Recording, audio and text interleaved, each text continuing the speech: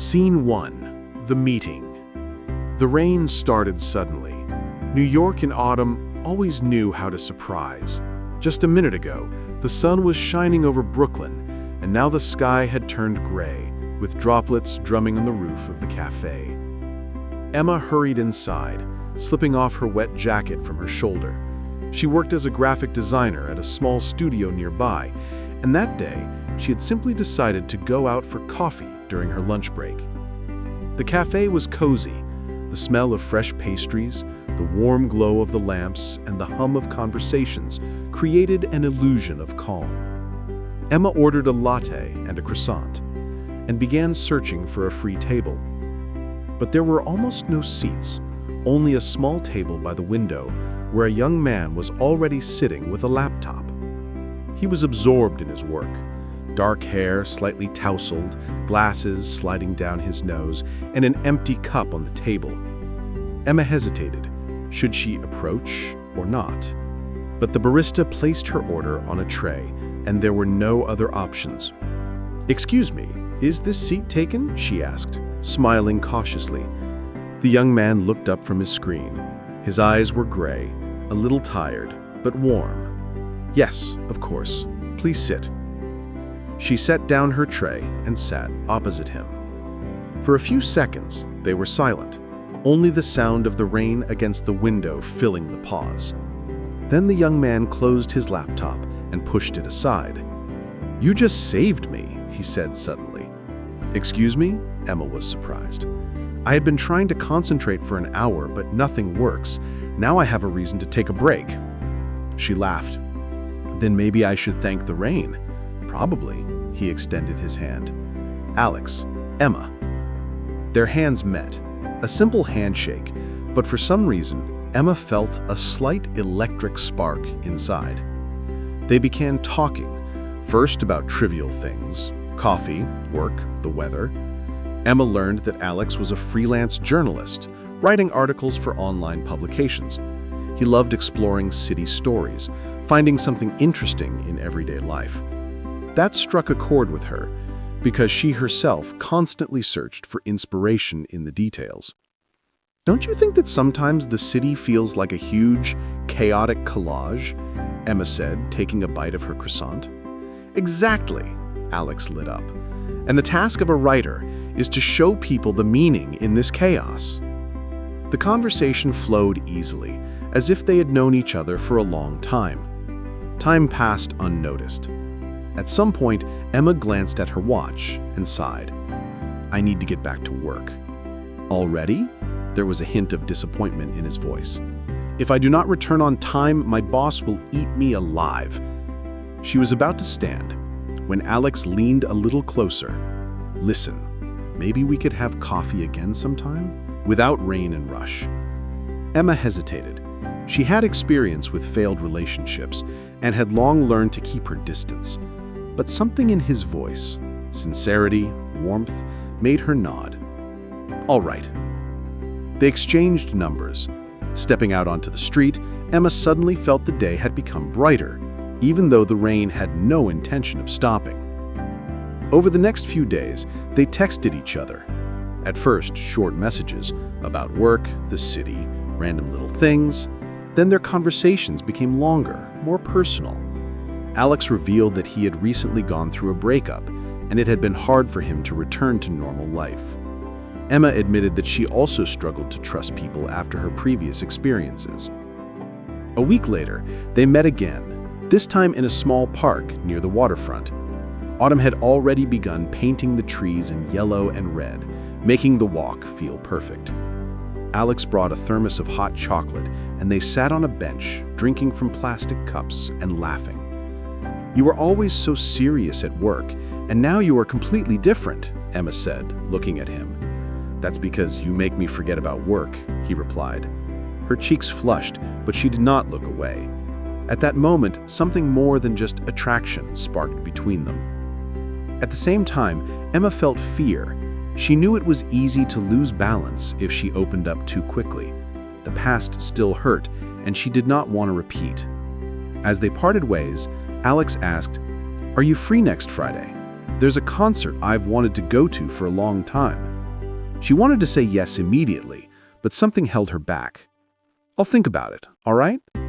Alex smiled, but a shadow of disappointment crossed his eyes. "All right."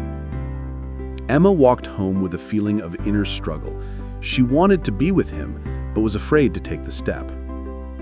A few days later, on Friday evening, she decided to go. The club was crowded and noisy, but next to Alex, she felt calm. They stood close together, listening to the music, and at some point, he took her hand. Emma looked at their intertwined fingers and smiled. It was a small but significant step.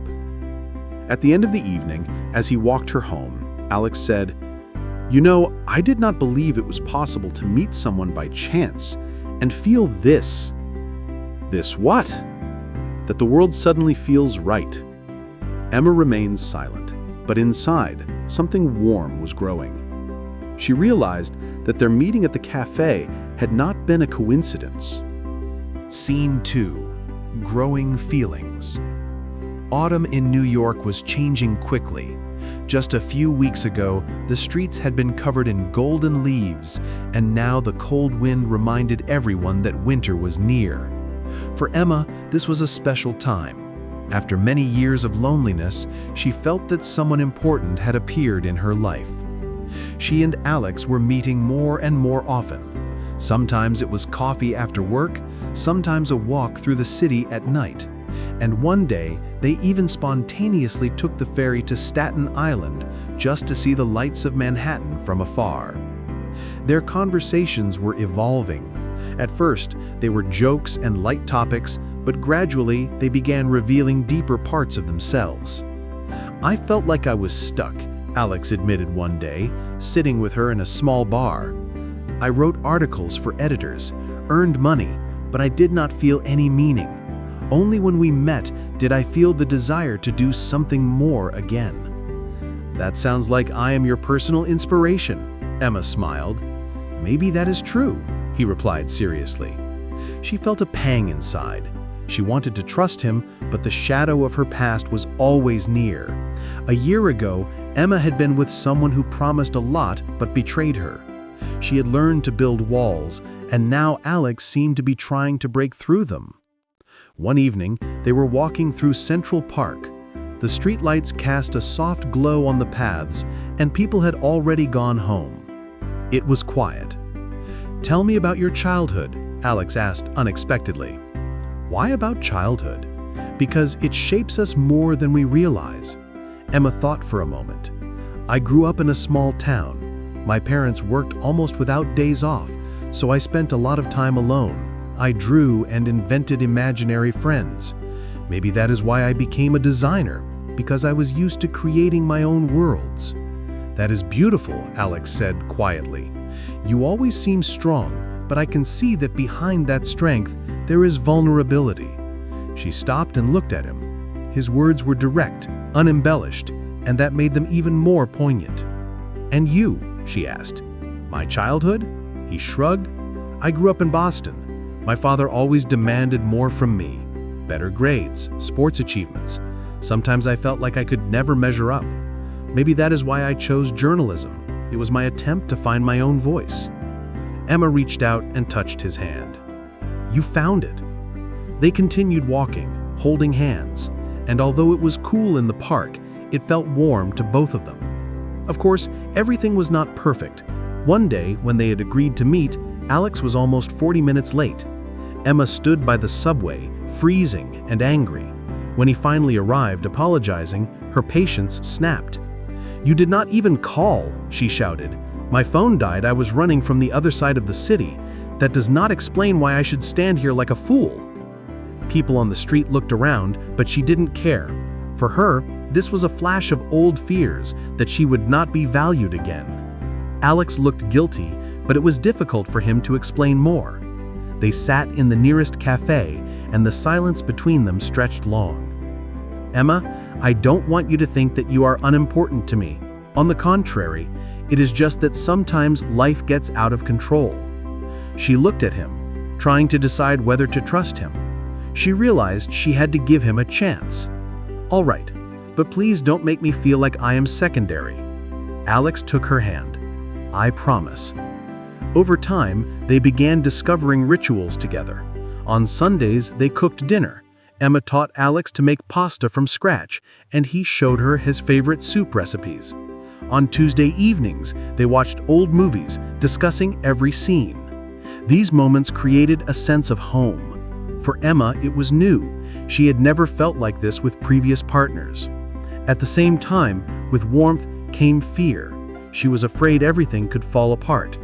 One evening, as they sat on the roof of his building, looking at the city at night, she finally dared to ask, "Alex, do you even see a future for us?" He was surprised. "Of course I do. Why do you ask?" "Because I don't want to invest my heart again, only to be left with nothing." Alex thought for a moment. His eyes looked into the distance, at the lights of Manhattan. "I can't give guarantees. No one can. But I can say one thing. I want to try. And if you give me a chance, I won't back down." Tears appeared in Emma's eyes, but she smiled. It was not a promise of eternity, but honesty, and that is what she had been missing. Their relationship grew. They became intertwined in daily life, becoming a habit and a need. But at the same time, shadows remained deep inside both of them. Fears, doubts, past wounds. And although everything seemed almost perfect, a conflict was already looming on the horizon, one that would test both of them. Scene 3. Conflict. In winter, the city felt different. Snow covered the streets and evenings grew dark much earlier. Emma and Alex continued to see each other, but their meetings were no longer as easy and carefree as at the beginning. One evening, they were sitting in a cafe near Emma's studio. She was sketching ideas for a new project, while Alex scrolled through the news on his phone. She felt that he was hardly listening to her, and her heart tightened. "Are you even hearing me?" she asked, more sharply than she intended. "Sorry, an editor's article. I have to respond urgently," he replied, without taking his eyes off the screen. Emma fell silent, but unease grew inside her. Once they could talk for hours, and now his attention constantly drifted elsewhere. A few days later, she saw him by chance in the city center. He was walking with a young woman in an expensive coat. They were laughing and walking close together. Emma froze, watching from a distance. Her throat tightened. That evening, when Alex called, she could not hold back. "Who were you with today?" "What?" "I saw you with that brunette." A pause stretched. Then he sighed. "That was Mia, a colleague. We met for coffee, discussing a piece." "For coffee." Her voice was full of bitterness. "You looked happy with her." "Emma," his tone grew firmer, "it is not what you think. Mia is just work." She hung up. Tears ran down her cheeks on their own. The past came alive again. Betrayal, lies, deception. Was everything repeating itself? In the following days, they barely saw each other, only a few short messages. Emma focused on work, but thoughts of Alex did not leave her. She felt lost. Should she trust him or protect herself by building a wall? Alex, in turn, felt irritation. It seemed unfair to him to be accused without evidence. He remembered how hard he had fought to rebuild trust after his past, and now this suspicion cut him deeply. Their next meeting became an explosion. They were at Emma's apartment when he tried to explain. "You have to understand that I am not a cheater. I have the right to communicate with colleagues." "They are not just colleagues, Alex," she shouted. "I saw the way you looked at her." "You only see what you're afraid of," he raised his voice. "It is your past pain speaking, not me." Emma felt her heart tighten. She could not withstand his yelling, but she could not force herself to let go of these suspicions. "Maybe you are right," she whispered. "Maybe I am just not ready to trust." Silence fell in the room. Alex grabbed his jacket and left, without even saying goodbye. A week passed in silence. For Emma, it was the hardest time. Work went poorly, nights were restless, and she wondered if she had lost him forever. Alex suffered as well. He tried to focus on articles, but every sentence felt empty. His thoughts constantly returned to Emma, her laugh, her gaze at her fear of trusting. He realized that he had made mistakes too. Instead of calming her, he had exploded.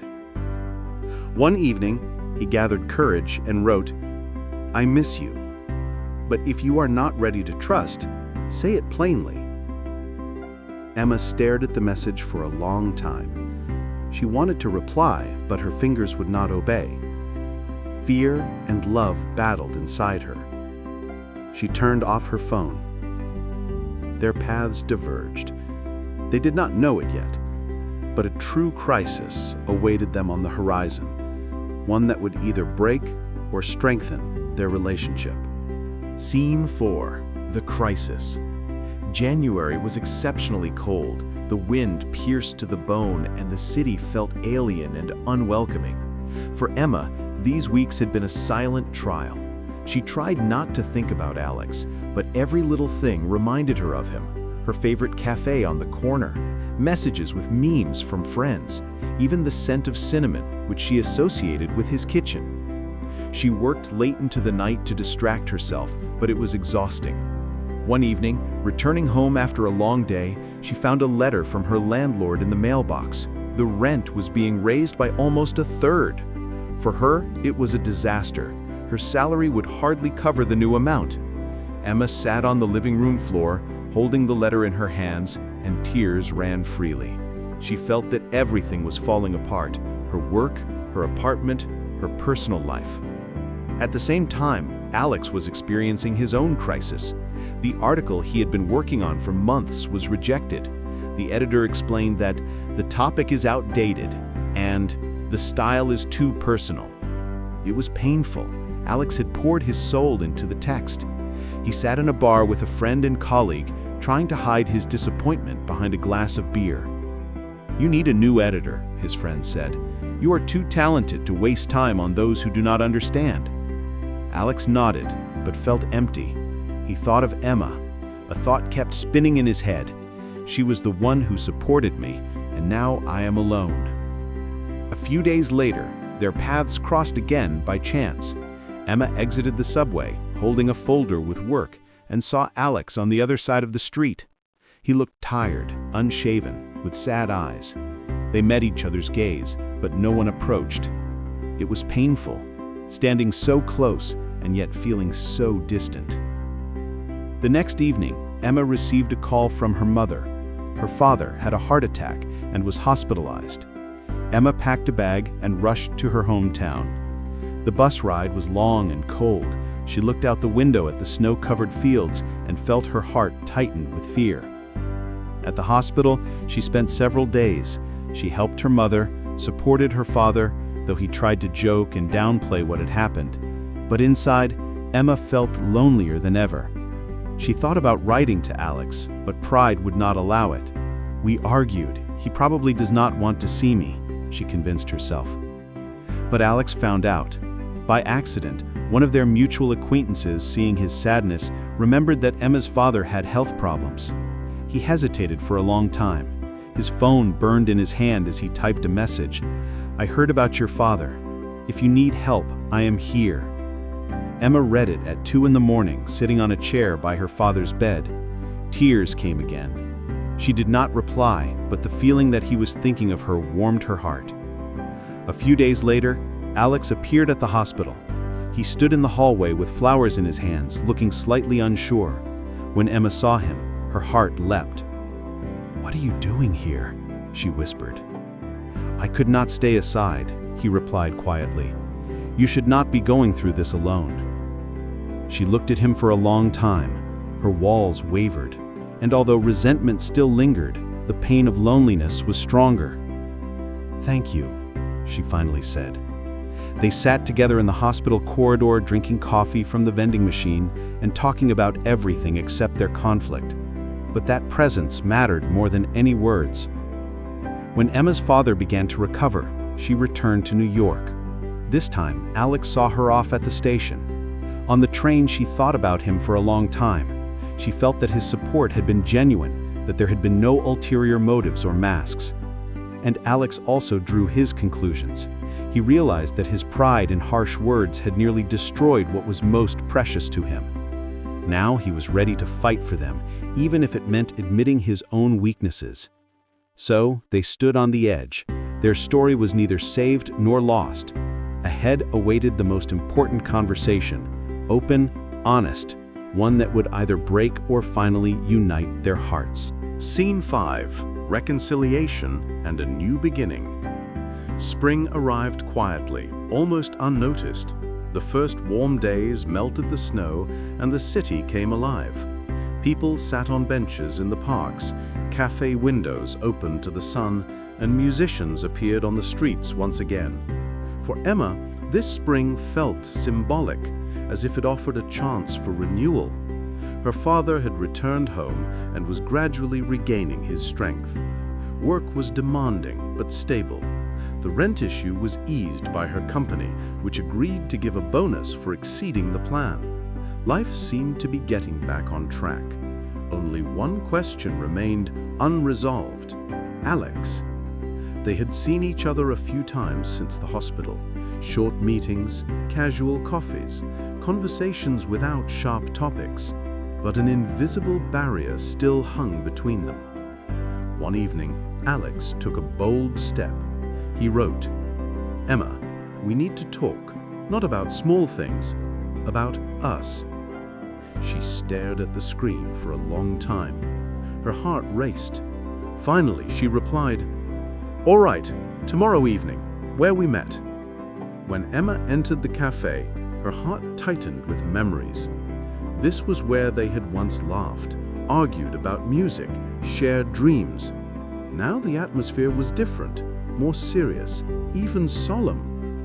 Alex was sitting at a corner table. He stood when he saw her, and in his eyes was more nervousness than she had ever seen before. "Thank you for coming," he began. They sat down. Silence lasted for a few minutes. Finally, Alex took a deep breath. "I was wrong back when we argued. I hid behind pride because I was afraid to show how important you are to me. I thought I would seem weak if I admitted it, but in reality, I appeared indifferent, and I regret every word that hurt you." Emma felt her heart beat faster. She had been waiting for these words, but did not believe she would truly hear them. "Alex, I wasn't perfect either. I shut down when I should have spoken openly. I was afraid that our worlds were too different, and that in the end, we would only hurt each other. But all these months without you proved one thing: it only hurts when you're not around." She paused, tears glimmering in her eyes. Alex reached across the table and took her fingers in his. "I'm not promising it will always be easy. Neither of us can become someone else, but I want to fight for us.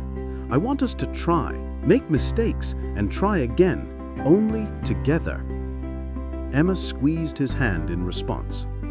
"I want that too." They left the cafe late in the evening. The city sparkled with lights, and the air was filled with the scent of spring. They walked side by side, their hands brushing, the distance between them disappearing with every step. On the bridge over the river, Alex stopped. "Remember when we argued about dreams? You said dreams are scary because they make you vulnerable." "I remember," she smiled. "Then I'll say it plainly. My biggest dream right now is you." Emma laughed through her tears and hugged him. Her heart felt light for the first time in a long while. In the following weeks, they began learning again, not as acquaintances or colleagues, but as partners. They argued over everyday matters, went to markets together, planned trips, supported each other at work, and every time difficulties arose, they remembered the hospital corridor where they realized that true support does not require loud words. Alex received a new offer to write for an independent magazine that valued his style. Emma stepped up at work and gained her own team. They celebrated these victories together in their small apartment overlooking the bustling city, which no longer seemed so lonely. Months passed. One summer evening, they sat on the roof, drinking wine and watching the sunset. "It's strange," Emma said, resting her head on his shoulder. "I thought true love meant everything had to be perfect. But it turns out it's when even an imperfect life feels right." Alex kissed her hair. "I don't need perfect. I need you." And in that moment, they both knew new challenges and difficulties would come, but now they would face them together. And that meant the future already belonged to them. The end.